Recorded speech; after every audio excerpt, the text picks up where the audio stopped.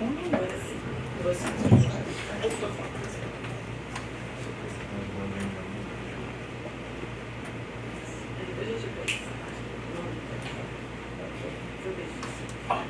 Bom, agora sim. Todos me ouvem? Sim. Gente, eu estou muito feliz em ter a oportunidade de receber Vera Duarte aqui na PUC. Vera tem uma biografia extensa, mas eu tenho aqui um resuminho dela. Primeiramente, agradecer a vocês pelo tempo, por estarem aqui, agradecer a Vera, a Iris, por fazer a ponte também, muito importante. Dizer que esse encontro de hoje abre a jornada de estudos do Laboratório de Estudos e Pesquisas Interdisciplinares sobre o continente africano e as afrodiásporas, fundado por mim e pelo Alexandre dos Santos. A gente está no nosso 3º ano de laboratório e 2º ano de grupo de estudos. Então a gente começa aqui com a aula inaugural e a partir de quarta-feira, às 7 da noite, a gente começa a jornada online com encontros mensais, toda a última quarta-feira do mês. E o livro desse ano é Ecologia Decolonial, do Malcolm Ferdinand. É aberto a toda a comunidade da PUC, dos técnicos aos alunos de pós-graduação. Então, quem tiver interesse, pode procurar a gente, pode procurar o Instagram do DPCAD, lá tem na bio o formulário de inscrição. É aberto, é livre, a gente faz uma jornada muito solar, ano passado foi um ano muito especial. E acho que esse ano também será, afinal estamos inaugurando muito bem, obrigada. E aí eu vou aqui ler brevemente a bio da Vera Duarte. Eu realmente fiz um recorte do recorte, gente, porque é muita coisa. Vera Duarte é desembargadora, poeta e ficcionista, membro da Academias Cabo-Verdianas de Letras e Ciências de Lisboa, foi ministra da Educação e Ensino Superior de Cabo Verde, presidente da Comissão Nacional de Direitos Humanos e Cidadania, conselheira do Presidente da República e juíza conselheira do Supremo Tribunal de Justiça. Só isso, né, gente? Somente isso. E ela está aqui para relançar o Arquipélago da Paixão, Amanhã à Madrugada, e também o Dilo Palavras no Silêncio dos Dias. Ali tem as outras obras dela, depois conheçam, depois comprem também, aproveitem para pegar autógrafo. E falar em autógrafo, eu quero tirar uma onda, porque eu tenho um autógrafo da Vera de 2005, quando eu era aluna de graduação e ajudei a organizar um curso que ela deu na UFRJ, e fui orientando da Carmen Tindó, e a gente fez toda essa organização e recebemos a Vera. Então, quando a Iris me convidou para fazer parte desse grupo de professores que estão recebendo a Vera Duarte nas suas universidades, porque ela está passando na PUC, na UF, na UFRJ, ela vai fazer um giro aqui no Rio, eu fiquei muito feliz, falei, caramba, sankofa, porque eu já vivi isso, eu já organizei isso quando eu era orientanda, eu tinha lá meus 20 anos. Então eu achei justo chamar os meus orientandos para organizar a vida da Vera também. Então agradecer um por um os meus orientandos, Manuela, Fernanda, Luciene, Rani, Pia, Lucas, Eliseu, Fernando, Bruno, todo mundo que realmente abraçou no início da semana passada, quando eu abri um grupo e falei, bora! E o nome do grupo é Tropa da Vera Duarte. Eu botei, falei, não, tem que acontecer, e fiz um grupo chamado Tropa da Vera Duarte para a gente fazer esse evento acontecer. Então, por ser um evento de alunos, chamei a minha doutoranda, a mais antiga do bonde, a que está sendo orientada por mim há mais tempo, que é a Manuela, para ela acompanhar e fazer essa mediação junto comigo. Nós elencamos algumas perguntas para fazer, mas assim, fica à vontade para responder o que você quiser e também para fugir das nossas perguntas também. Tá? É super livre nesse sentido. Então, vamos lá, Manu, vamos começar. Bom, professora, o microfone está funcionando? Todos escutam bem? Sim. A primeira questão é sobre a estética, que é muito presente nos seus poemas, em termos de estrutura, mas também de conteúdo e de mensagem, porque tem um valor fulcral no seu poema, E a gente queria saber qual a mensagem que hoje a senhora acredita que deve ser basilar e indispensável para discutir dentro da literatura contemporânea? Pergunta de prova. eu uso este? Posso usar este? Ok. Olha, muito obrigada a todos. Bom dia a todos. É um prazer imenso estar aqui na PUC e estar com alunos, com estudantes que me dão a honra de estar também a estudar a minha obra. Fico muito contente. Eu, desde que entrei aqui, já tive três momentos e três motivos de felicidade, e a ASA acaba de me dar um quarto motivo. O primeiro é que quando eu entrei eu disse à professora Iris, com quem eu estou esses dias a trabalhar, estamos a trabalhar em conjunto, ela é a minha editora e estamos efetivamente nessa mesma caminhada, eu disse: menina, que lugar bonito, esse verde. Fiquei logo encantada e disse: vamos tirar uma foto deste verde, porque eu sou louca por árvores e infelizmente na minha terra, como temos o problema da seca, não há tantas como nós gostaríamos. Então, de cada vez que eu passo um lugar onde eu vejo um bosque, pode ser pequeno, pode ser grande, fico extasiada sempre. Segundo motivo de felicidade, o Alexandre, quando foi ter de mim, falou em crioulo. Eu já estou aqui há uns dias, tenho falado só português para poder ser compreendida por todos, e ouvir a minha língua, a língua cabo-verdiana, fiquei super feliz.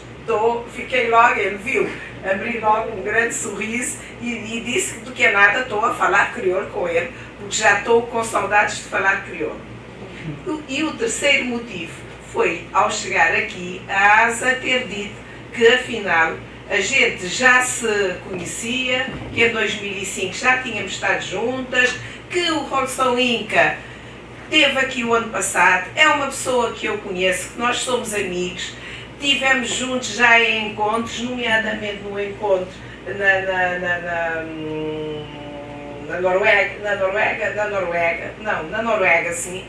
E eu aproveitei logo no início, mandei pedir, quando ela disse isso, eu mandei pedir ao meu marido uma das fotos em que estamos juntos, porque ele disse, ele esteve aqui o ano passado a abrir, e eu estou este ano a abrir, eu mandei pedir essa foto. E agora ela dá-me este quarto motivo de felicidade. Estão a ver quantos motivos, que é dizer que este grupo que está a fazer o doutoramento, né? Também com a minha escrita, entre outras com certeza, tropa da Vera Duarte, né? Eu, de cada vez que eu chego ao Brasil, gosto imenso do Brasil, como se pode ver talvez pelas muitas vindas que eu já vim cá, convido, também já vim e tudo, e acho que temos muitas similitudes com o povo brasileiro. Das outras vezes quando eu via, chamavam-me, imagina, a garota propaganda do Cabo Verde, uma mulher passada dos 50, dos 60, a ser chamada garota propaganda do Cabo Verde. Eu digo, só no Brasil é que isto acontece. Então, como a Asa disse que eu podia estar à vontade, eu começo por dizer essas coisas, dizer que é um prazer imenso, como eu comecei a dizer que estou aqui, e poder conversar com pessoas que conhecem o que eu venho escrevendo. E, claro, para quem escreve, como podem imaginar, não existe nada melhor do que dialogar com os seus leitores. Até porque eu já tive a oportunidade de dizer, até em encontros online e tudo, sobretudo naquele momento que nós todos passamos, o momento terrível da pandemia, que eu disse que durante os 2 anos, né, praticamente os 2 anos da pandemia, a escrita foi a minha forma de dialogar com os meus ausentes. Quer dizer, através da escrita dialoguei com familiares, com leitores, com amigos, quer dizer, foi a minha forma de dialogar. E eu gosto à medida que eu escrevo, há gente que não entende assim, acho muito bem, cada um tem a sua maneira de escrever, eu escrevo absolutamente por inspiração e essa é a minha maneira. Quando eu estou a escrever um poema, quando eu estou a escrever um romance também, acontece muitas vezes estar naquele diálogo com o leitor, mas acontece mesmo, eu dialogo com o leitor. E claro, vou imaginar, não sei, olha, agora pondo de uma forma científica, nem sei dizer como é que me vêm as respostas ou quê, mas eu dialogo com o leitor. A gente me diz, eu escrevo e não penso nunca no leitor. Eu, por acaso, enquanto eu escrevo, há um fenómeno muito interessante que se passa comigo, eu estou a dialogar e então serviu-me, durante a Covid, eu acabei por escrever 2, 3, 4 livros, já não sei, por causa dessa forma de poder passar aquele tempo. Foi um tempo difícil para todos nós, não é? Porque ficamos todos ilhados. Eu, além de estar na ilha, ilhada na ilha, fiquei ilhada em minha casa, porque nós não podíamos sair. E então, para a questão que vocês tiveram a amabilidade de me pôr, sobre a minha estética literária.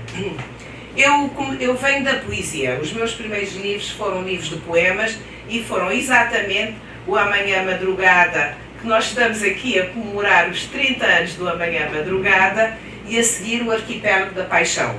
Depois fui passando pela prosa, romances, crónicas, contos, microcontos, mas efetivamente, volta e meia, eu volto para a poesia, porque no fundo a poesia é o meu primeiro chão. O que é que acontece? Eu sou perfeitamente aberta a todas as posições estéticas e filosóficas, nomeadamente na área da poesia.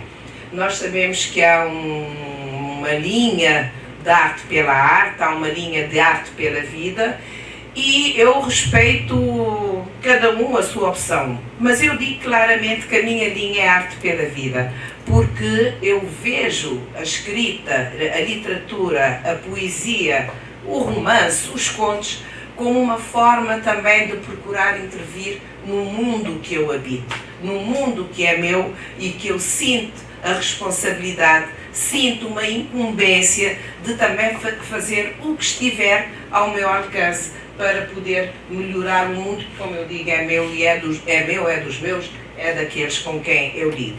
Então, em cada poema, vocês vão ver, cada poema meu, no fundo, tem uma história, tem qualquer coisa, não é só a junção de palavras bonitas, e não estou a dizer mal dos poetas que escrevem pela beleza do verso, porque nós sabemos que os há aí muitos, pela beleza, a beleza da palavra, a beleza do verso, não sei o quê.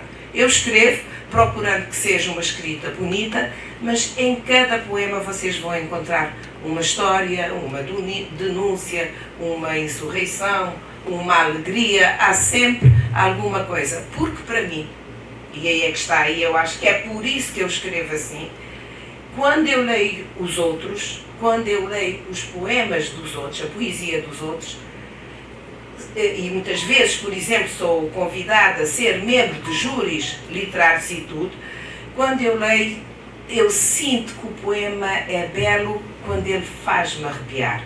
Quer dizer, quando a mensagem que ele transmite me provoca um arrepio inconsciente. O arrepio vem só por ele. Então eu aí, por exemplo, isso ajuda muito quando eu estou a fazer de júri literário, porque eu sinto que o poema me tocou e, portanto, tocará a outros no momento em que me provoca esse arrepio inconsciente. Então essa, eu diria, se posso dizer que é uma estética, essa é a minha estética.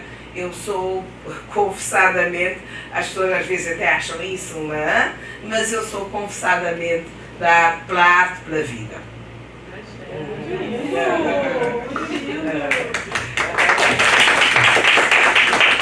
Ouvindo a senhora, me lembrei do Roland Barthes no texto A Aula, em que ele fala que um poema, né, deve atingir a gente ao ponto de fazer a gente levantar os olhos do papel e refletir sobre aquilo.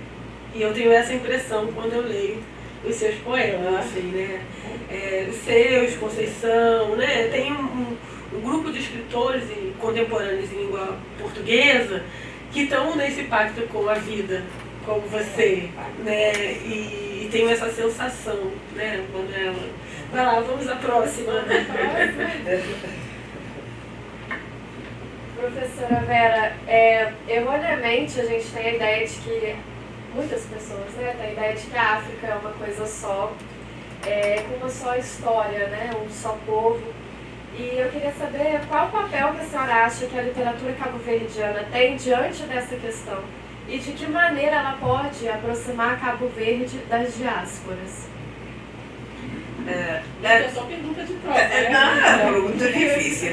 Antes só de começar de abarcar esta segunda pergunta, eu queria dizer o seguinte: eu gostei dessa referência que ela fez a Roland Barthes, a dizer que ele entende que a arte quando atinge as pessoas, algo como isso que ela disse, porque, como eu costumo dizer, a professora Iris sabe, eu digo, eu sou uma emprestada à poesia e à literatura, porque eu sou juíza, né? Então, nunca eu estudei nada que fosse ligado à arte literária. Digo-vos, não li Roland Barthes, não estudei, não coisa, porque a minha vida no tempo em que eu estudava estava ligada à norma, né? À lei, ao direito, né? E embora eu desde cedo senti essa pulsão pela escrita, mas claro, eu estava na vida em outras atividades, escrevi de vez em quando, muito ocasionalmente, mas estava na vida no direito, nos direitos humanos, nessas outras áreas. Eu devo dizer que foi só depois de eu me ter aposentado é que eu passei então a integrar-me e a dizer que a poesia e literatura passou a constituir a minha primeira pele. Desde que eu sou aposentada, efetivamente, a poesia é onde eu me sinto e a literatura é onde eu me sinto melhor, e até que eu começo a sentir necessidade de fazer algum estudo teórico, enfim, de escrita criativa, para poder estar às vezes mais à vontade, mas pronto, isso para dizer que eu gosto, e eu já tive a oportunidade de dizer, de ler o que as estudiosas e os estudiosos escrevem sobre a minha escrita, porque eu aprendo imenso também, digo-vos, aprendo imenso com eles.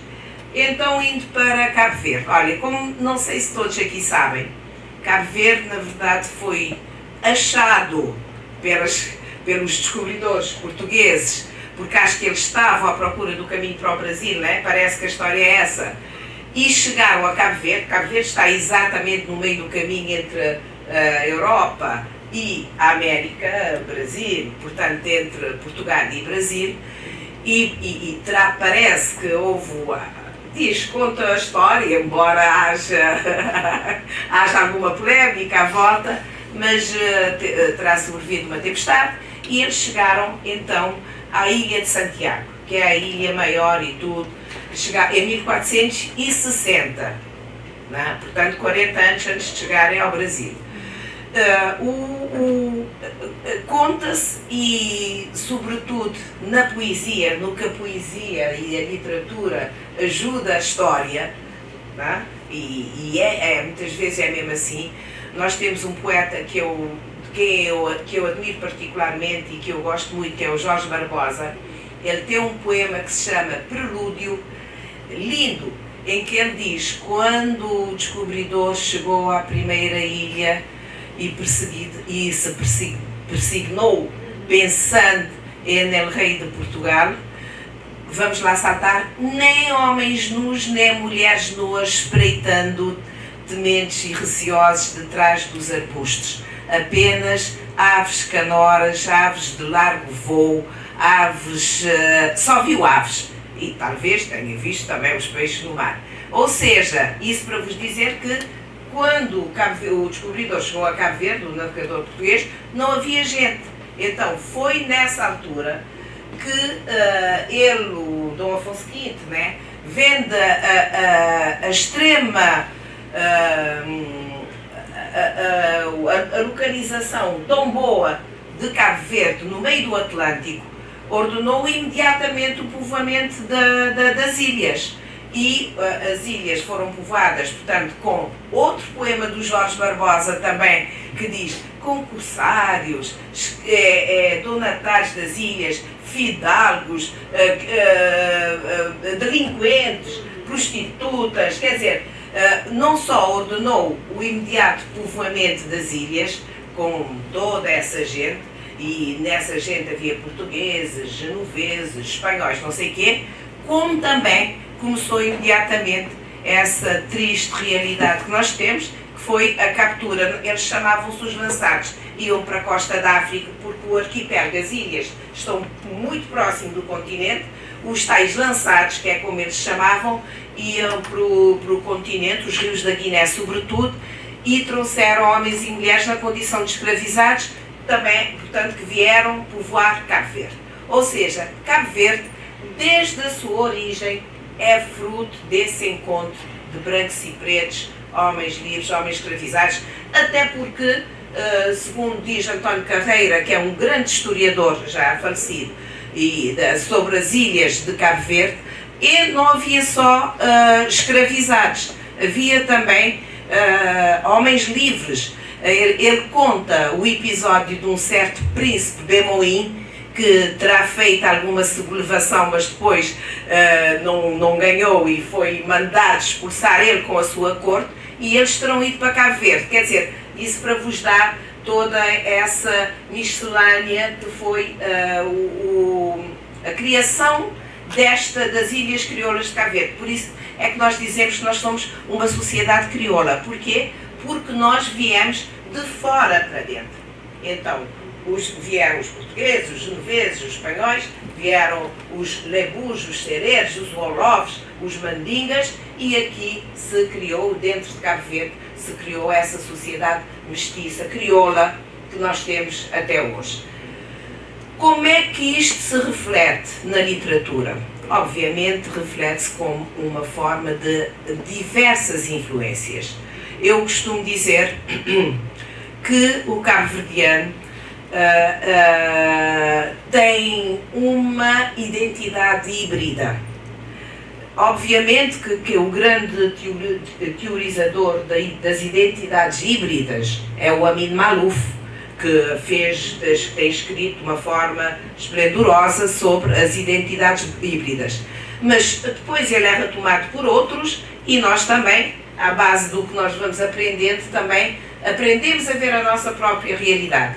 E eu costumo dizer que nós temos uma identidade híbrida porque ela resulta desse encontro de povos. E essa identidade híbrida é que acaba por se refletir também na nossa escrita, na nossa gastronomia, nas nossas crenças religiosas, na nossa dança, na nossa música. Eu penso que é isso. Tu encontras na nossa música tanto ritmos genuinamente africanos como a tabanca, o batuque, vinhos, quer dizer, são ritmos africanos, como encontras também ritmos como a morna e a coladeira, que são híbridos, que têm influência do chorinho brasileiro, do fado português, enfim, também culturalmente nós não podemos dizer que nós temos uma cultura híbrida.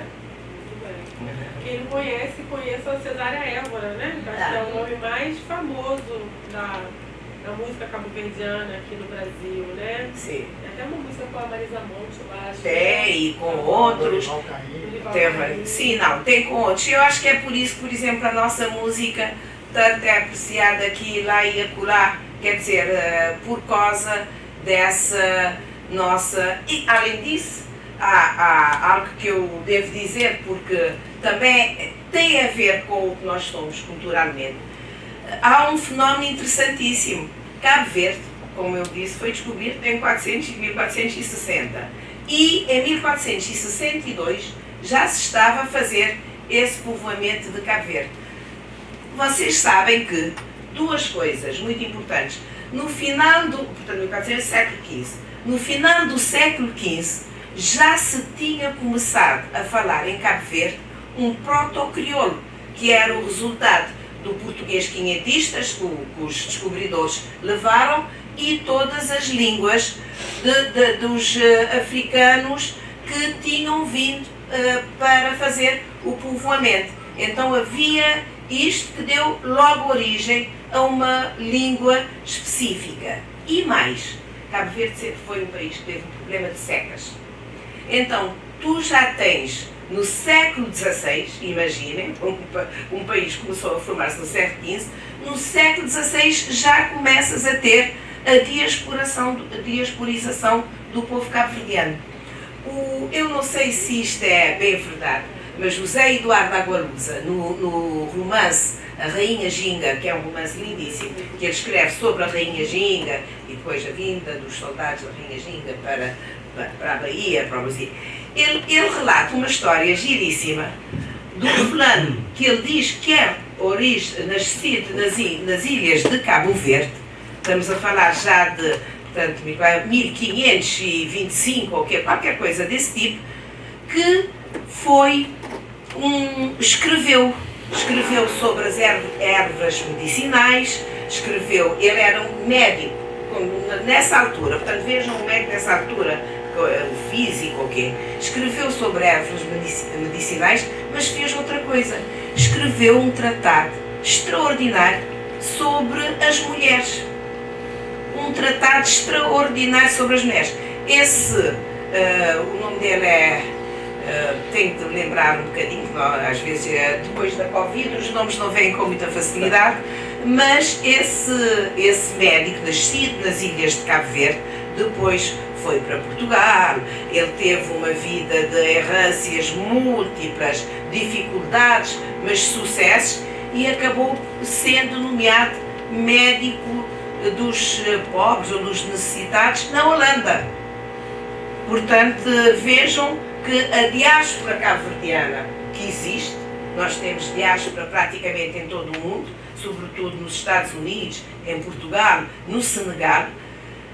A diáspora começou praticamente com a população, com o povoamento, é verdade. É qualquer coisa que nos faz pensar, porque depois essa própria diáspora também traz aportes culturais importantes para a idiosincrasia do povo cabo-verdiano. Muito bom. E é verdade que dizem que se todos os cabo-verdianos do mundo voltassem para Cabo Verde, não ia caber lá? Sim, não, sim, dizem isso. É um bocado por ironia, porque nós temos, em Cabo Verde, temos 500 mil habitantes. Ora, só nos Estados Unidos temos 1,5 milhão de imigrantes cabo-verdianos. Claro, estamos a falar da primeira, segunda, terceira geração. Em Portugal temos também, nem me lembro agora quantos. E temos diáspora cabo-verdiana em todo o lado. Não há um país, praticamente, que não tenha alguma diáspora cabo-verdiana. Portanto, é possível que se todos voltassem às ilhas, afundassem de novo. Muito bom. Vai lá, Dani. Professora Vera, a senhora mencionou as mulheres agora há pouco, né? E é uma menção que a senhora faz muito nos seus poemas. E no poema Morreu uma Combatente, a senhora fala justamente sobre a morte de uma mulher indócil e menciona: tivera eu exércitos armados até os dentes. Então, pensando nessa imagem da figura feminina, qual papel a senhora atribuiria às mulheres na luta pela independência de seu país? E qual o papel delas na contemporaneidade de Cabo Verde? Na verdade, as mulheres tiveram um grande papel também na luta pela independência de Cabo Verde. Embora, como em todos os processos que foram até um pouco tempo atrás, né, em que participaram as mulheres, elas foram sempre esquecidas, a verdade é que elas tiveram um grande papel. Eu gosto de citar um escravo, como é que ele se chamava, para eu não começar a falar e depois não vos poder dizer o nome. Um escravo norte-americano que fugiu e se tornou num grande tribuno. E num grande tribuno, ele depois tornou-se um homem livre. Não. É? Frederick Douglass, claro. Olha, essa mulher, depois que teve Covid, há coisas incríveis como Frederick Douglass. Ele dizia, fico com a frase que me impressionou, esqueço o nome do senhor, ele dizia que, ele estava a falar tanto da luta contra a escravidão, dizia: quando a história não mentir mais, ou mentir ou omitir, vamos lá, não mentir mais sobre a participação das mulheres na luta contra a escravidão, nós veremos que elas ocuparam um grande papel nesta luta. Eu posso dizer que mutatis mutandis, eu punha a mesma coisa. Quando a história não omitir sobre a participação das mulheres na luta de libertação nacional, quando a história não omitir contra a participação das mulheres na criação dos edifícios literários dos nossos países, quando a história não... enfim, e por aí vai. Eu acho que esse movimento dos últimos anos contra o memoricídio em relação às mulheres tem sido extraordinário, porque tem permitido muito que se faça esse trabalho de garimpar o passado e vermos o passado, o papel que neles desempenhou as mulheres. É a mesma coisa na luta de libertação nacional. Elas participaram, elas foram as grandes professoras da escola piloto, porque, como sabem, a luta pela independência da Guiné-Bissau e Cabo Verde decorreu na Guiné-Bissau, nos mares da Guiné-Bissau, porque Cabo Verde são ilhas pequenas, não havia nem condições para as pessoas estarem na clandestinidade. Decorreu na Guiné, mas fez-se a escola piloto, foi da escola piloto que saíram os alunos e os servos que depois vieram continuar e também trabalhar nos países independentes, mas essa escola piloto foi sempre gerida e as professoras, maior parte, mulheres, né? Mas claro, quando terminou a luta e voltaram os combatentes da liberdade da pátria, os primeiros lugares, eu devo dizer com toda a franqueza, foi tudo para homens. Tudo para homens. Tanto que as mulheres tiveram depois a necessidade de criar a Organização das Mulheres de Cabo Verde, que eu fui uma das fundadoras, é uma honra muito grande, porque para poder trabalhar então toda a questão da mulher, da participação, da emancipação, do empoderamento. Mas pronto, de todo modo, foi uma luta que nós fizemos a partir de 75, foi consistente, porque neste momento nós temos em Cabo Verde um dos países em que a mulher conquistou um lugar muito mais equilibrado com o homem a nível de legislação, não, porque aí é mesmo de equidade de género, quer dizer, a legislação, a nossa legislação efetivamente tem muito em conta a mulher na família, no trabalho, enfim, em tudo o que diz respeito a essa parte. E agora, claro, estamos como todos os outros, há umas que há camadas que estão mais avançadas, outras um bocadinho menos, mas o caminho é positivo. Nós temos a felicidade de ter tido o primeiro governo paritário da África, que eu tenho a felicidade de ter integrado. Então, eu diria que nós temos uma caminhada.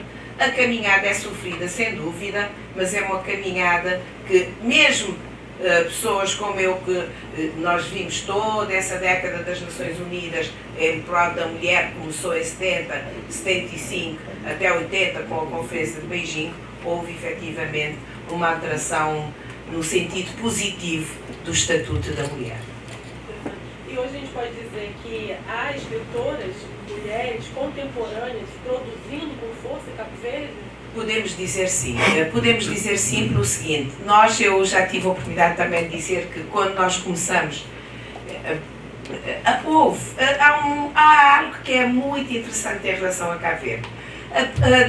Se nós situarmos o início da construção do edifício literário cabo-verdiano em meados do século XIX, estou a pensar 1840 e qualquer coisa, porque é evidente que houve alguns escritores antes, mas eles escreviam, publicavam em Portugal ou mandavam publicar os seus escritos em outros lugares, mas se eu situarmos quando começou, quando apareceu e foi implantada a imprensa nacional, começou a ser publicado o boletim oficial da colónia e começaram a aparecer escolas em maior número, a formar também pessoas com alguma formação para a escrita, nomeadamente uma coisa muito interessante foi o Seminário Liceu de São Nicolau, que é de 1866, onde se formaram grandes nomes da literatura cabo-verdiana,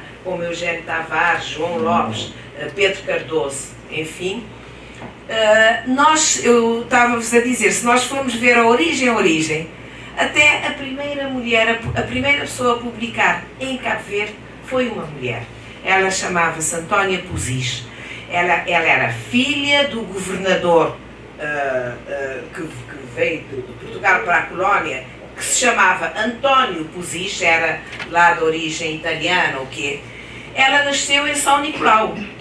É evidente que viveu um tempo em Cabo Verde, mas depois foi para Portugal outra vez. Mas ela nasceu em Cabo Verde, em São Nicolau. Seria essa a primeira pessoa que começou a publicar em 1800. Há um poema, 1841, que é da autoria dela, que eu acho que está antes da pessoa que é considerada, nós agora queremos citar só mulheres, do homem que é considerado o primeiro escritor cabo-verdiano. E isso porquê? Porque ela também colaborava no Almanaque de Lembranças Luso-Brasileiro. Quem for a esse almanaque vai encontrar muita coisa de Antónia Pusis. Tivemos essa mulher. Depois tivemos uma Maria Luísa Sena Barcelos, que chamava-se, assinava só com pseudónimo, era a Africana. Tivemos uma Gertrudes Ferreira Lima, que assinava também com pseudónimo, era a Humilde Camponesa. Mas a verdade é que quem for fazer, só para dar-vos uma ideia, uma antologia ou de poetas ou de contos dessa altura, só põe homens. Só homens. Agora é que nós estamos a mudar as coisas. Mas nós tivemos essas, depois tivemos, quando tivemos esse grande movimento da claridade, muitos devem conhecer, que tem como os maiores representantes o Baltazar Lopes da Silva, Manuel Lopes e Jorge Barbosa, esse que eu digo que eu gosto muito e tudo. Na Claridade, que teve 9 números e foi publicada em 1936 e 1960, com muitos atrasos de alguns números e tudo, não teve lugar uma única mulher. Eles eu gosto muito deles, eu presto-lhes tributo, mas na questão da mulher, eles não foram nada simpáticos, não deixaram nenhuma mulher entrar lá. Mas pronto, as mulheres continuaram. Não, é mesmo. Mas foram aparecendo,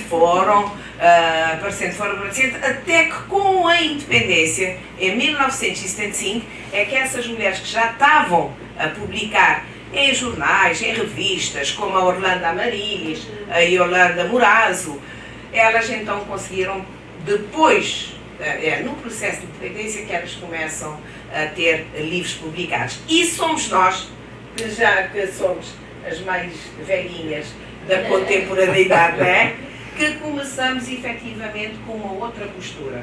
Porque eu costumo dizer que nós, além da gente escrever, nós tínhamos já outras certezas. Já tínhamos a certeza de estarmos a trabalhar por uma sociedade igualitária, o direito da mulher à fala, o direito ao seu lugar e tudo. E, portanto, os homens não conseguiram calar-nos. É muito assim. No início fomos muito ignoradas, mas fomos indo, e a professora Iris sabe que eu costumo dizer isso, com o eco que a nossa escrita teve em muitas estudiosas e professoras, não só, e também alguns professores brasileiros, começamos a apanhar alguma visibilidade lá em Cabo Verde. Agora já já fazemos parte, inclusivamente a professora Simone Caputo Gomes já põe algumas mulheres, Orlando Amarilis, eu, a Dina e a Fátima, no cânone literário cabo-verdiano. É uma conquista impressionante, porque eu até numa conferência que eu fiz há uns 2 ou 3 anos atrás, eu dizia, porque eu indicava as etapas que eu acho que as mulheres foram franqueando para chegarem efetivamente a serem consideradas escritoras, e eu dizia, só nos falta a etapa canónica, também entrarmos para o cânone cabo-verdiano, e isto já aconteceu, portanto, estamos... E eu sou suspeita, claro, mas se me perguntares qual é uma característica que eu considero fundamental na literatura cabo-verdiana contemporânea, eu respondo sem hesitar que é essa presença ativa, atuante, das mulheres escritoras.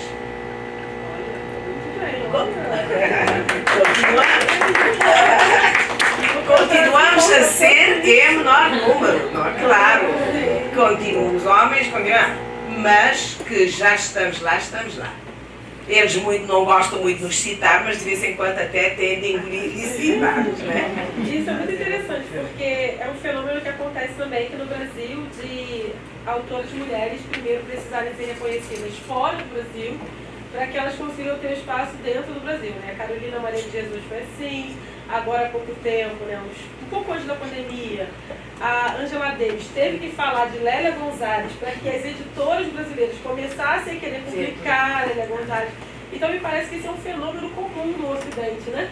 Esse tipo de reconhecimento de fora antes do de dentro. É verdade, é verdade. A nossa Cesária Évora, que é realmente a maior embaixadora de Cabo Verde no mundo, ela teve de esperar ter 40 anos, passar por imensas dificuldades para chegar a Paris, para ser reconhecida lá e a partir de lá tornar-se nesse ícone da música cabo-verdiana que ela se tornou. Infelizmente, coitada, já estava também bastante debilitada, depois morreu aos 70, né? Pronto. Mas ainda durante esses 30 anos, ou quase 30 anos, circulou o mundo inteiro. Mas foi a partir de lá que isto acontece. Isso me lembra a Conceição Evaristo, né? A escritora aqui, que também o reconhecimento dela veio tardiamente. Tardiamente. Hoje em dia eu acho que ela é aplaudida, reconhecida, não há dúvidas, mas demorou muito para que isso acontecesse. Mas a Conceição eu costumo dizer que nós, mulheres escritoras africanas, em relação aqui do Brasil, tivemos um trajeto muito conjunto, digamos, com as escritoras afrodescendentes, com a Conceição Evaristo, nomeadamente, de quem eu sou muito amiga, nós somos muito amigas. Nós encontramos, quase que lá naquele início, no encontro em Brasília, onde ela tinha começado a despontar.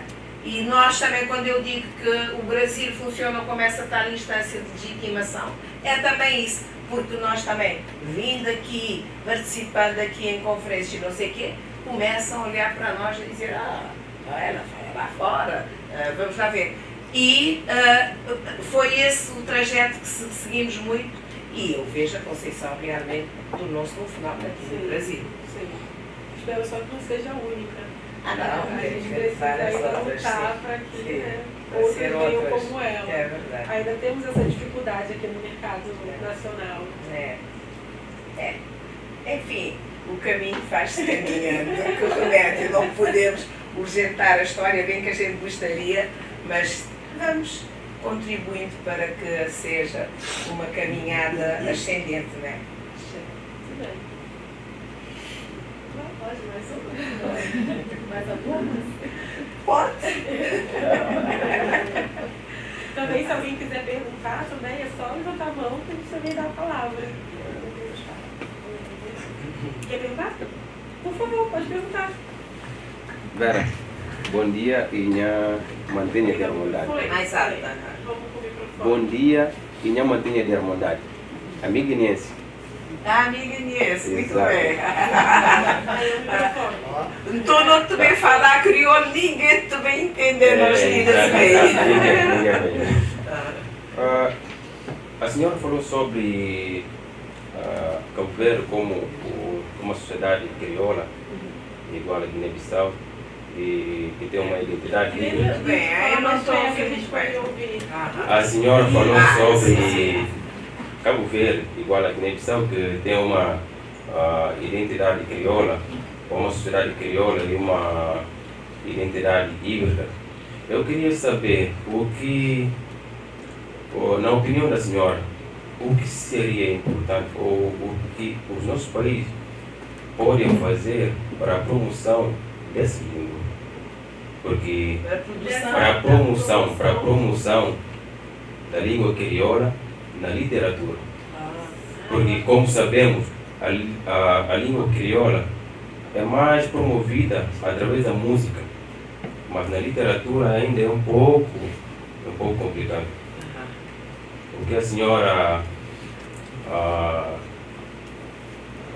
pode recomendar como a solução para que essa língua possa ser promovida na área literária? Olha, essa questão é muito importante, é uma questão muito complexa também, mas eu devo dizer que eu parto do princípio que é da iminente liberdade do Criador. Né? Eu não defendo que nós possamos, por decreto, pôr os escritores a escreverem em crioulo, ou em português, ou em inglês, ou seja lá o que for. O escritor tem... O escritor tem de escrever naquela língua que lhe vem da inspiração e em que ele consegue expressar da melhor forma os seus sentimentos. Agora, em relação à língua cabo-verdiana ou à língua guineense, como disseste e bem, são línguas que estão completamente na música. A música, que é talvez a forma de arte, de expressão artística mais popular e conhecida e reconhecida, seja em Cabo Verde, seja na Guiné, é toda ela em crioulo. Crioulo de cabo-verdiano, crioulo guineense, né? Ou os vários crioulos, a Guiné ainda tem mais crioulos do que nós. Na literatura, ainda há passos para dar para conseguirmos ter uma escrita mais massiva em crioulo. Há autores. Nós em Cabo Verde temos autores que escrevem em crioulo, o Tomé Varela da Silva, o Manel Veiga, não sei quê, eles escrevem em crioulo.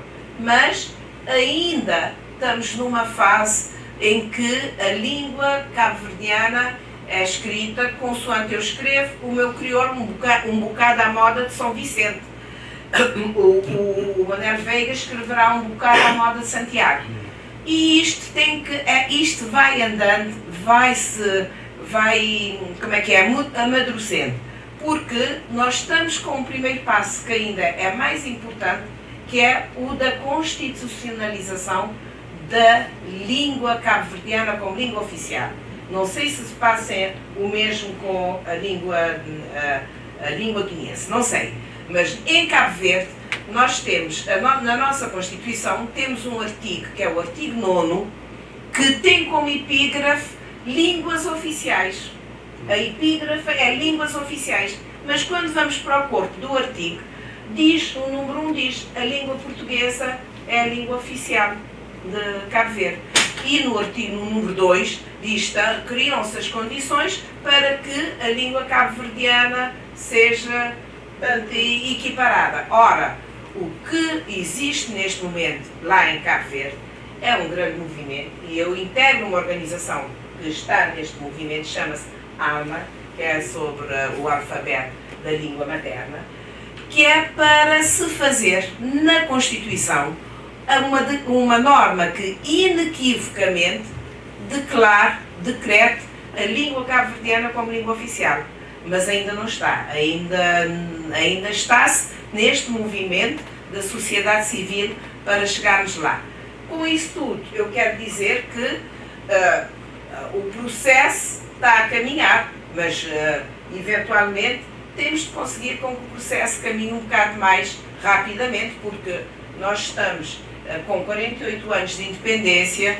Bom, é bom que pelo menos nos 50 anos já tínhamos, estou a falar de Cabo Verde, já tínhamos a língua cabo-verdiana escrita na Constituição como língua oficial. E a partir daí vai indo. É um processo, a consolidação da língua é um processo não é tão fácil como isso. Gosto muito daquela reflexão. Há uma reflexão, acho que é do Carlos Alberto Farraco, sobre as línguas são todas iguais, sem dúvida, têm todos o mesmo nível, todas as línguas são a forma de expressão de um povo. A esse nível são todas iguais, mas é evidente que a língua terá mais ou menos poder de ascendência sobre as outras, consoante as sociedades, os países de onde ela emergem. É evidente que um inglês que vem de um de um país como os Estados Unidos da América ou a Inglaterra, acaba por ter uma grande ascendência por causa de todo a situação, população, economia, toda a ascendência, digamos, que tem esse país. E acho que senão não tinha de falar muito, senão eu vinha falar do português e tudo, então vamos ficar Mas por também é aqui. interessante o que você está falando e de alguma forma o crioulo também aparece no sua escrita, né? Sim. Como é que você Aparece. pensa essa tramação? Há de vez em quando, eu já sou um bocadinho, já sou uma avózinha, né? Portanto, eu vivi a época colonial, vivi a independência. Eu aprendi desde o início, na minha casa, na minha família, eu aprendi desde o início português e crioulo. Desde o início. Eu não sou daquelas que porque há gente que, por exemplo, na sua casa, até chegar à altura de irem para a escola, só falam crioulo. Chegam na escola com uma grande dificuldade de enfrentar o português. Eu aprendi o português e o crioulo no leite materno, os dois. Os meus filhos é a mesma coisa. As minhas netas é a mesma coisa.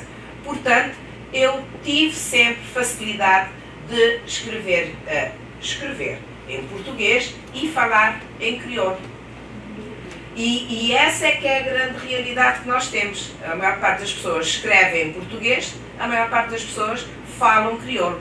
Nós só falamos português quando estamos em ambientes onde há uma pessoa que fala português e, portanto, para nos fazermos entender por todos. Mas se estivermos num ambiente que toda a gente fala crioulo, falamos todos crioulo. Então, é assim que a minha escrita flui em português. E eu, como eu disse no início, defendo a imanente liberdade de criação do artista ou do escritor. Se a minha escrita vem em português, eu não vou forçar-me a escrevê-la em crioulo. Mas há momentos em que me vem a escrita em crioulo. Quando ela vem, por exemplo, num poema, que eu falo do Coração João, ou não sei o quê, lá vai ela e eu, quanto mais, melhor, porque gosto também que as pessoas entendam o meu português como português cabo-verdiano, né? O meu português é português cabo-verdiano, como o vosso português é português brasileiro e assim por diante. Isso da ponta manga, hein? Sim, porque não tem ninguém de Portugal aqui. Dá uma treta.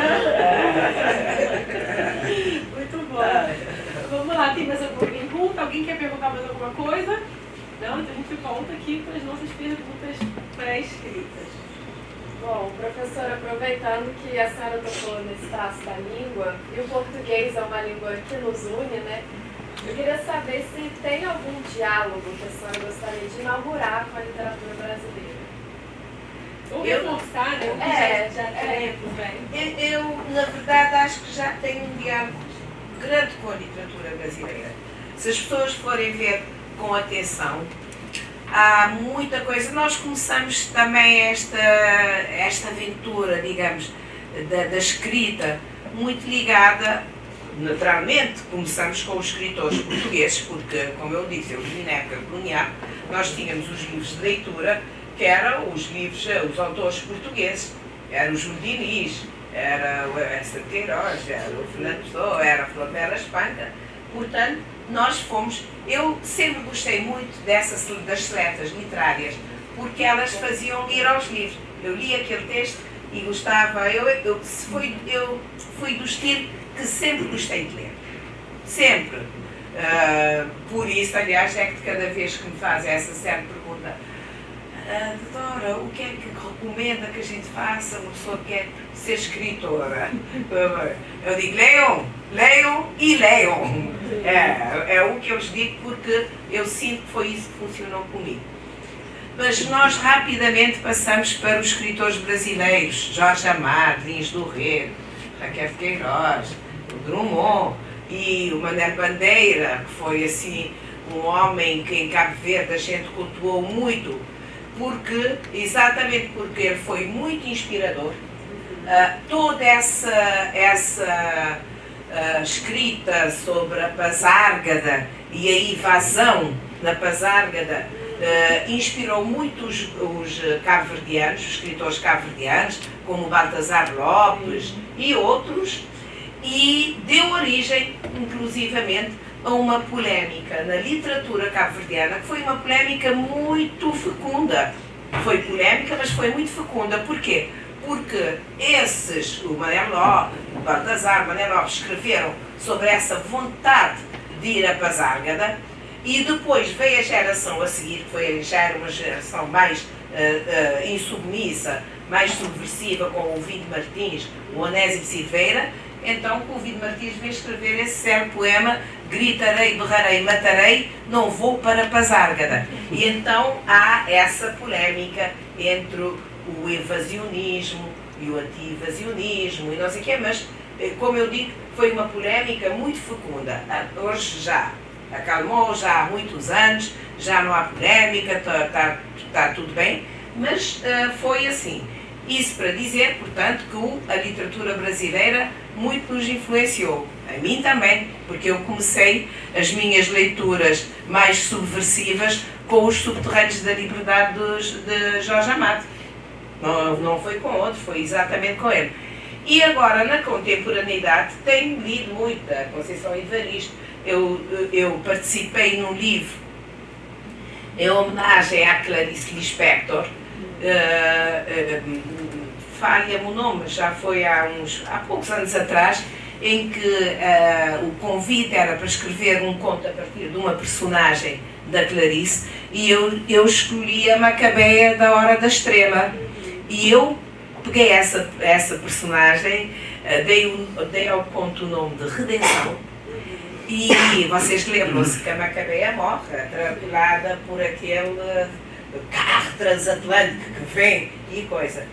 Eu pego a Macabeia, naquele momento, ela é levada para o hospital e acaba por sobreviver, enfim, pois há toda uma história. Portanto, já estou de alguma forma em diálogo com a escrita brasileira.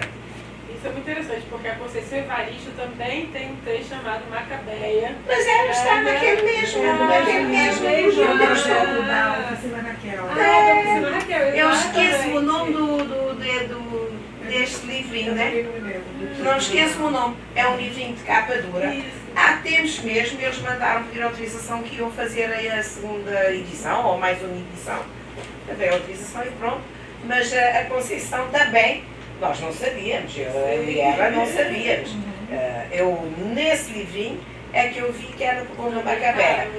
Mas ela pegou numa perspectiva muito diferente da minha. Sim, mas isso dá trabalho, hein, gente? Isso dá pergunta de mestrado. Vou deixar no ar. É verdade. Dá um bom trabalho aí. Uma triangulação, Clarice, Vera e Conceição. Deixa aí para quem quiser pensar. Tá nesse livrinho. Claro que a escrita de cada um projeta muito o seu sentir, né? A sua pulsão perante a vida, né? Mas há diálogo. Há diálogo, muito diálogo. Pode ser. Aliás, como dizia Macabeia, que eu pus de minha Maria, eu chamei a minha de Mariazinha, né? Nunca mais de trazer um batom vermelho vivante na minha carteira. Muito bom. Podemos? Uma? Professora, aproveitando, né, essa pauta das vozes... Ela está sempre aproveitando. Eu vou precisar de outra folha, né? Aproveitando a questão das vozes, né, das mulheres, seja a personagem literária ou outros escritores mesmo, como as vozes de outras mulheres negras, que são ancestrais ou contemporâneas, são registradas na sua escrita? Elas são confluências, escrevivências ou elas se alternam com as suas? Olha, eu acho que, por exemplo, pegamos na Conceição Evaristo. Eu tenho aqui neste livro, é este, não é? O 20 Palavras.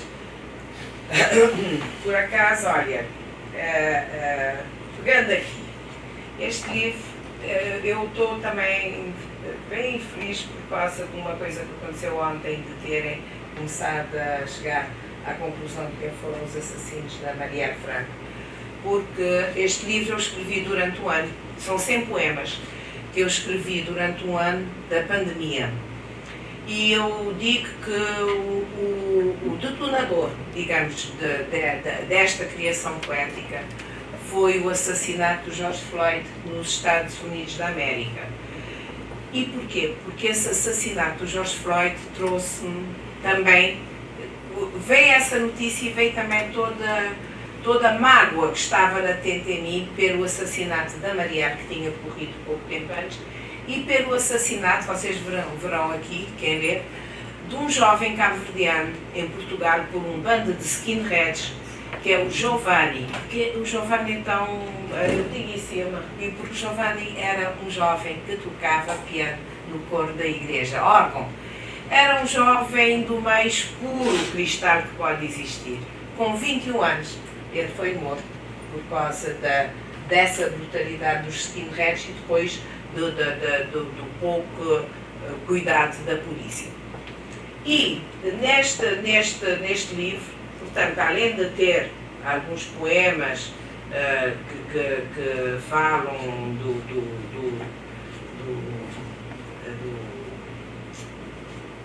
como é que eu disse? Do Floyd.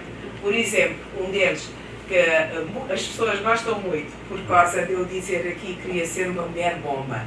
Então, em muitos seminários ou encontros, me dizem, doutora, mas dizer, o que é que quis dizer quando disse que queria ser uma mulher bomba? Porque na página 29, no O Bom Gigante, eu começo assim, basta, basta, basta. Quer ser uma mulher bomba para estilhaçar em 1000 pedaços os algozes de serviço e sequer um átomo resto da sua miserável existência. E aqui também eu tenho um poema que eu dedico à Eva de Evaristo, que é a Conceição Evaristo. E então aqui falo de todo esse período da ancestralidade, da escravocrata, de todo o racismo em relação aos negros, aos afrodescendentes, aos africanos. Quer dizer, é um livro que tem essas... vamos lá, esses diálogos, todos esses diálogos e portanto, acho que é por aí. Não posso dizer os poemas, tentar coisas.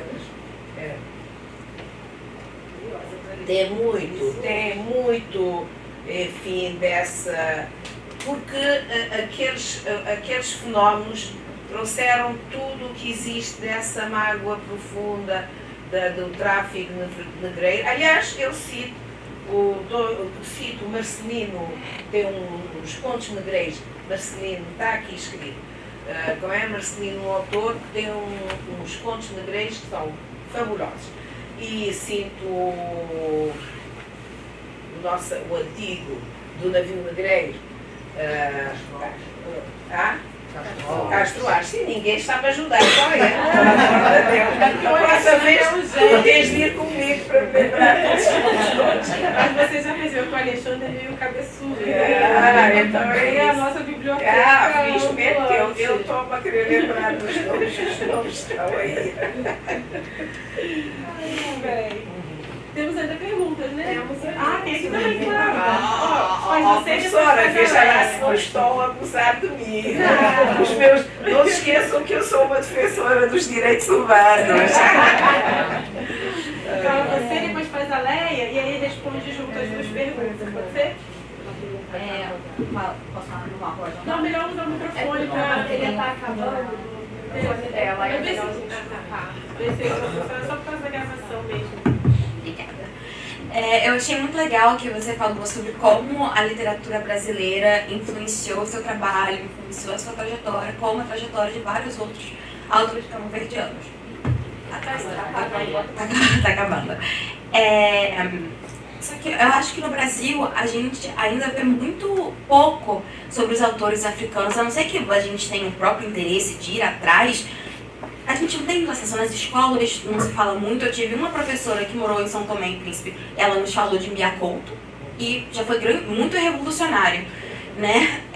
Então, eu gostaria de saber o que você acha que deveria ser feito para fortalecer essa troca literária entre os países da ex-colônia, países africanos, o Brasil, e realmente fazer essa questão da decolonialidade da literatura. Muito boa pergunta. Boa pergunta, sim. Ok. Tá bem. Você consegue, Mantenha. Bom dia.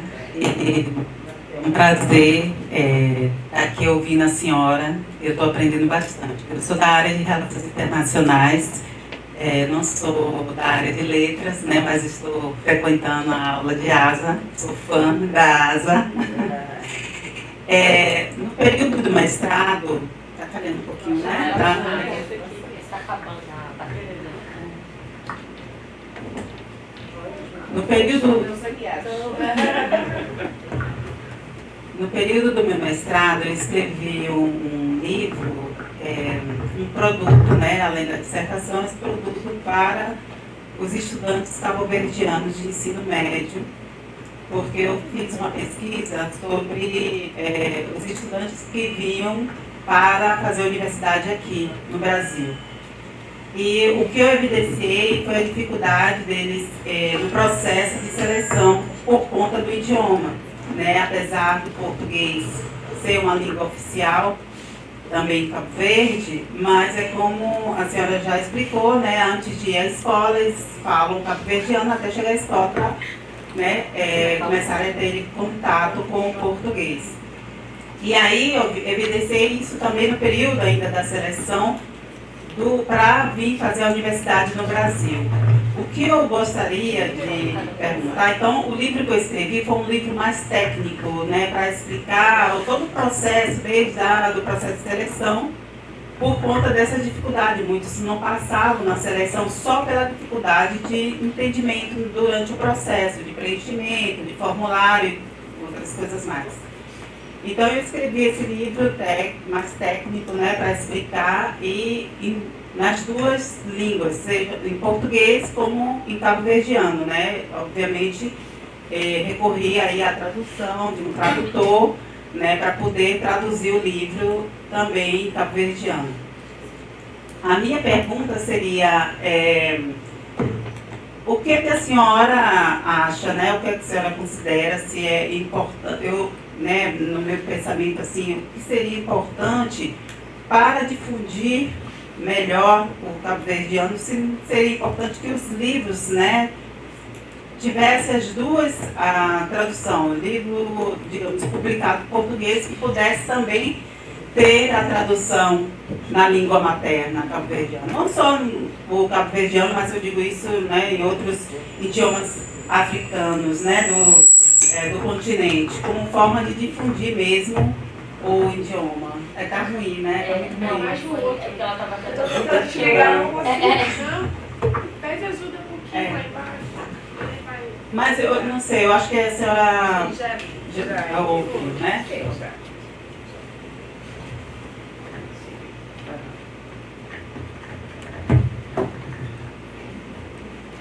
Eu? Agora é mim. Olha, em relação à primeira questão, eu acho o seguinte: nós tivemos um primeiro período no relacionamento, vamos falar Brasil e Cabo Verde, foi um período, isto está que foi o período ligado ao tráfico, à escravatura, em que vieram de Cabo Verde muitos homens e mulheres na condição de escravizados, vieram trabalhar também, porque o que é que se fazia lá em Cabo Verde nessa altura? Estamos a falar, portanto, nos séculos XV, XVI, não sei o quê. Os lançados iam para sobretudo nos rios da Guiné e do Senegal, aprisionar os homens e mulheres e traziam para Cabo Verde, onde faziam a ladinização, tanto língua, religião, a cruz e a espada, mas sobretudo tanto a cruz, e depois vinham para o Brasil. Portanto, foi essencialmente, num primeiro momento, nós temos um trânsito no sentido Cabo Verde-Brasil. Homens, mercadorias, mandioca, milho, grog, cana-de-açúcar. Veio realmente de Cabo Verde, eu diria até um modelo societário, porque a sociedade escravocrata que foi criada em Cabo Verde, depois viajou para o Brasil, não é? Viajou para o Brasil. Isto seria um grande primeiro momento, um momento que eu digo de muita vergonha, porque é efetivamente onde há esse tráfico, sobretudo. Tivemos um segundo momento, quer dizer, só para iluminar os momentos que foram verdadeiramente, tiveram Deus, um segundo momento em que já temos um trânsito, quer dizer, do Brasil para Cabo Verde, que é quando, sobretudo, o quê? Aparecem esses escritores nordestinos, a Semana da Arte Moderna de São Paulo, de 22, com aqueles escritores todos, porque o que acontecia era que naquela altura os vapores que faziam as viagens entre o Brasil ou a Argentina para a Europa, Portugal, Inglaterra, faziam escala sempre em São Vicente, a minha ilha natal. E eles levavam sempre livros, levavam as revistas, manchete, levavam as bandas desenhadas, ou seja, os escritores cabo-verdianos sempre tiveram acesso a essa literatura brasileira. E eles preferiram, a partir de uma certa altura, preferiam mais, como todos passamos a preferir, rever-se, digamos, dessa literatura brasileira, que era de um povo mestiço, que era de um povo colonizado, que era de um povo que estava a lutar pela independência, um pouco mais como nós. E aí houve, sobretudo, como eu digo, a vinda do Brasil para Cabo Verde. Inclusivamente, eu devo dizer que houve em Cabo Verde, vejam só isso, em Cabo Verde preparou-se uma deputação, quando foi a independência do Brasil em 1822, né? Queriam vir para o Brasil, queriam negociar a independência de Cabo Verde atrelado ao Brasil. Claro que o governo colonial, o regime colonial, não o permitiu e não foi possível. Os anos passaram e chegamos então à independência. Eu acho que o que começou a haver com a independência foi um movimento muito interessante. Porquê? Porque foi de gente, pessoas livres, homens e mulheres livres, estudantes, a virem para o Brasil e o Brasil também a olhar para Cabo Verde com olhos de uma sociedade irmã, como a nossa, não sei o quê, e tal, e começaram a aparecer então também daqui do Brasil, os estudiosos, as pessoas a quererem ler e perceber o Cabo Verde. Então acho que nós estamos neste momento a desenvolver cada vez mais esse tal. Eu tenho uma amiga que escreve livros que ela chama Olhares Cruzados, e escreveu um Olhares Cruzados Brasil-Cabo Verde e pediu-me para fazer o prefácio. Fiz o prefácio, já foi publicado um tempo. Então acho que estamos num momento que é um momento bom, porque é um momento em que estamos a trabalhar num outro tipo de relacionamento entre o Brasil e Cabo Verde. Centrado em seres humanos livres e iguais, centrado muito também na cultura, na literatura, na poesia. Há outros interesses, com certeza, mercantis, económicos e outros, mas sobretudo nisto e em relações também, bom, ao mesmo tempo do mundo, relações muito boas de um lado para o outro, né? Então acho que seria um pouco essa a minha resposta à sua questão. A outra questão do crioulo, eu penso que sim, que seria ótimo que começássemos, por exemplo, eu há tempos, já agora só para dizer isso, escrevi um conto infantil a pedido de uma escola e o único pedido que eu lhes fiz foi assim: eu gostaria que vocês traduzissem, porque era a escola da Ilha do Sá, traduzissem, publicassem em português e publicassem também no crioulo do Sá. Era muito bom, seria muito interessante e é muito interessante, e acho que devemos procurar fazer o máximo no sentido de ser assim. Mas atenção, publicar não é fácil, publicar não é barato. Já publicar numa língua não é a coisa mais fácil do mundo, quanto a mais publicar numa língua, numa segunda língua, que pode ter uma outra versão. Portanto, é um trabalho que nós temos de continuar. É um trabalho, como dizem os franceses, de longue haleine, e temos de preparar-nos para isso, porque é só assim. Só assim.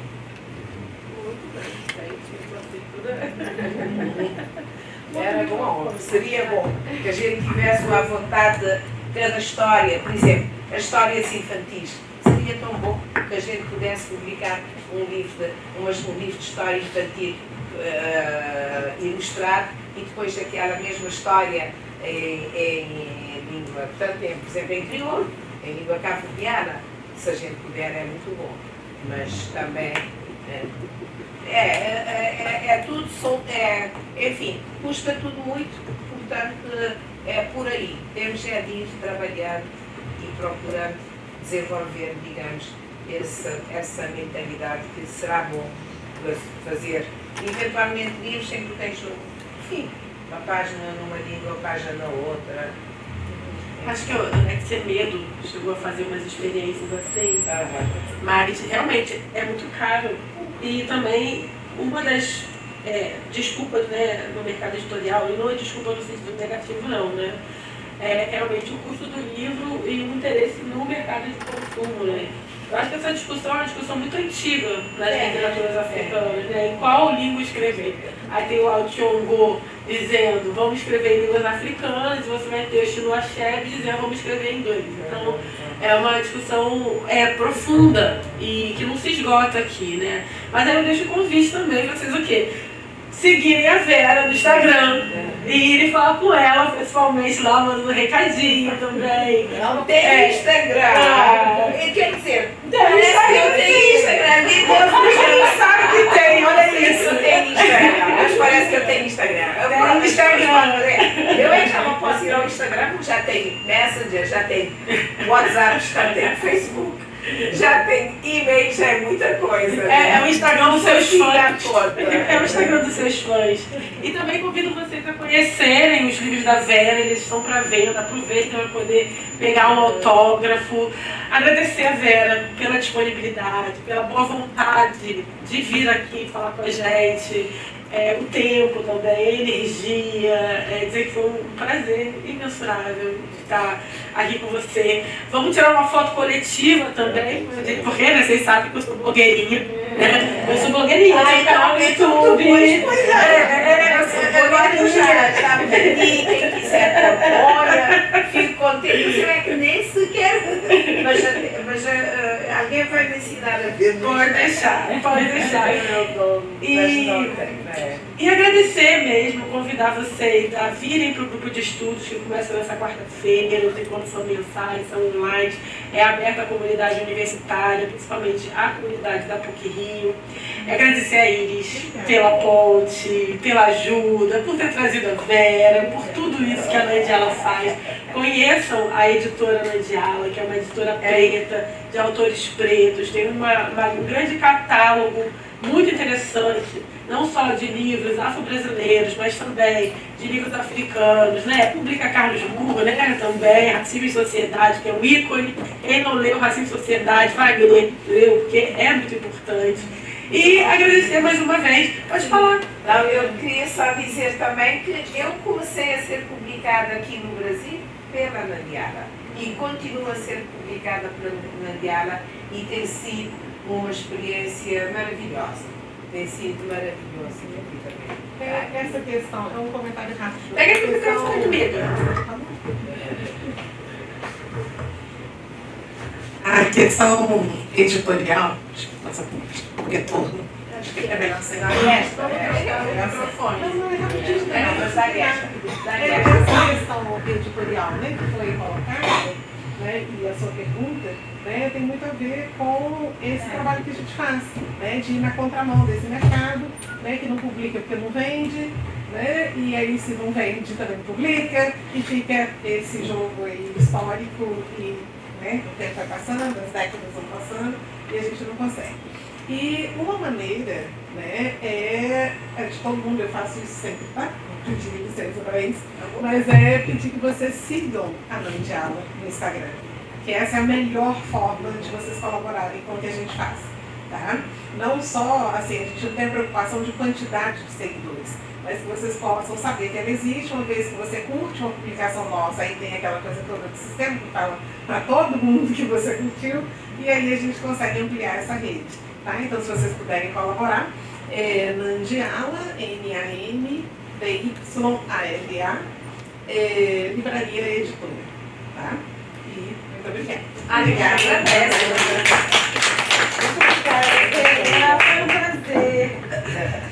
Muito obrigada.